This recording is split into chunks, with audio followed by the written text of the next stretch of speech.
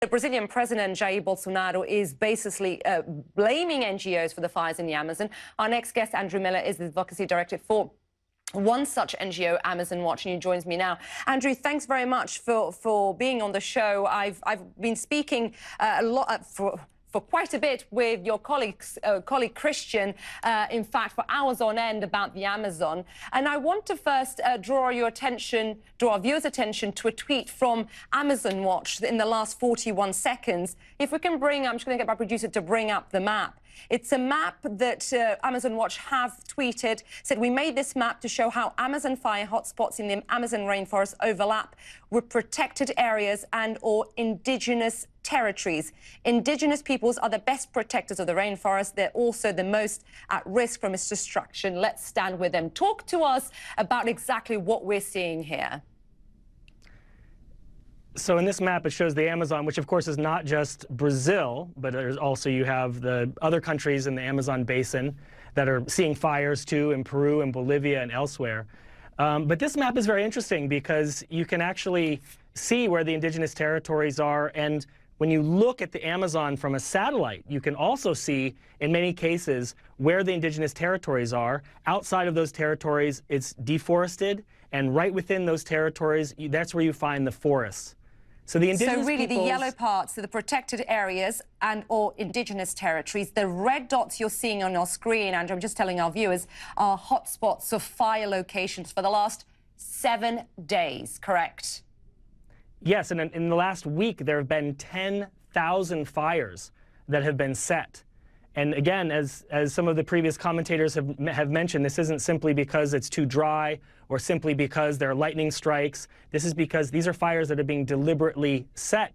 And in many cases, because farmers feel emboldened by the extremist right-wing president, Jair Bolsonaro, who in policy and in rhetoric has been encouraging further development, you know, what they call development of the Amazon, in many cases within indigenous territories or within protected areas, and this is having catastrophic effects. Not just the fires, but also the rates of deforestation are spiking. And the Brazilian Space Agency has been documenting this very well. Jair Bolsonaro, in a very similar vein to something that Donald Trump would say, has been calling it fake news, essentially, has been calling into question the scientific facts and taking measures, for example, firing the head of the space agency, et cetera, to try to control the flow of information outside of Brazil. I mean, he is known as Trumpinho, as small Trump, because obviously some of his rhetoric that we've heard from him. He's also blamed NGOs for the fires. What's your response to this, Andrew? Well, we don't really have much of a response because it's such an absurd claim.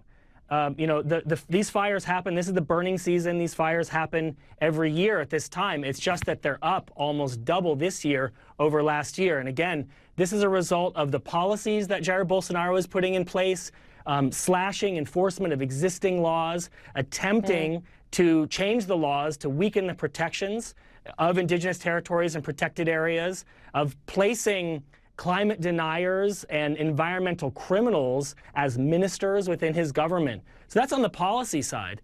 On the rhetoric side, of course, Jair Bolsonaro has had a very anti-indigenous rhetoric. You know, has been saying that the deforestation is fake news, and then, of course, the most recent news about him ostensibly blaming the NGOs. That's something that is simply said in order to drive media cycles. It's something that perhaps plays well with certain members of his base, but has zero basis in evidence. You know, I speak Portuguese, I'm Portuguese, and I do follow his Twitter and see what he says in Brazilian press. And I was gobsmacked, in fact, Andrew, when he said not so long ago that he thought that the indigenous people had too much land, really, that really they should be integrated into, they wanted to be integrated into society. How do you interpret this? How is this being interpreted by those also who have financial interests and see opportunity in these lands that he thinks should no longer be demarcated? Well, obviously, I mean, Jair Bolsonaro represents the ruralista agribusiness bloc, and every action he's taking is in their interests. The discourse about indigenous territories and indigenous peoples having too much land is one that we've heard in Brazil and we've heard in many places around the world. But indigenous peoples want to protect their territories. They want to expand their territories in certain cases, and they're really stepping up. Just last week, we had thousands of indigenous women who are protesting in Brasilia, and we have many cases around the Brazilian Amazon where indigenous peoples are organizing forest guards, and they're actively going out and confronting illegal loggers, confronting illegal miners, and they do this at incredible risk to themselves. And we're seeing cases of indigenous leaders who are being killed and who are receiving death threats. Brazil, of course, being one of the most dangerous places in the world to stand up on behalf of the environment. So this is a moment where indigenous peoples, they're standing up and they're risking their lives to do so. So it's important that international civil society stands in solidarity with indigenous peoples, calls out what's going on with this government. It's also important to recognize that we as international consumers are playing a role here too, in terms of creating the markets for the beef, creating the markets for the soy. And so we as consumers need to recognize our role as shareholders in companies that are invested in Brazil, and as voters too, in countries like the United States or in Europe, where Brazil is attempting to establish free trade agreements. And we wrote last week that a Trump-Bolsonaro free trade agreement is an apocalyptically bad idea, given what we're seeing in the Amazon right now.